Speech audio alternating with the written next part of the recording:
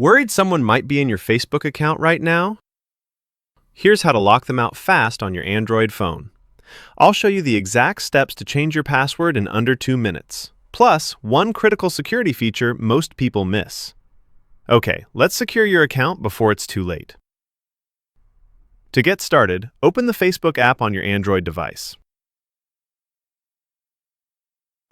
Once it's loaded and you're logged in, tap the menu icon.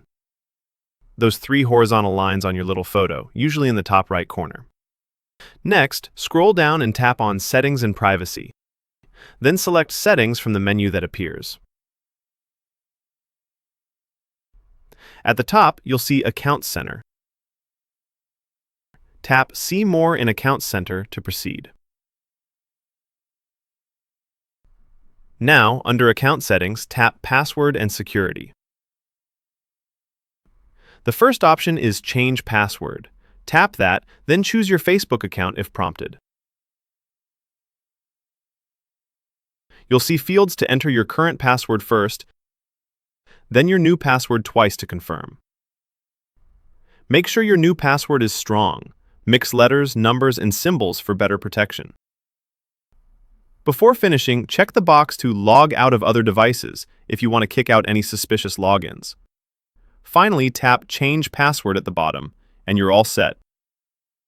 Your account is now updated and safer. But that's not all. There's also an essential feature worth enabling for extra security. Head back to the Password and Security screen and tap Two-Factor Authentication right below Change Password. Select your Facebook account again and re-enter your password if asked. Choose your method.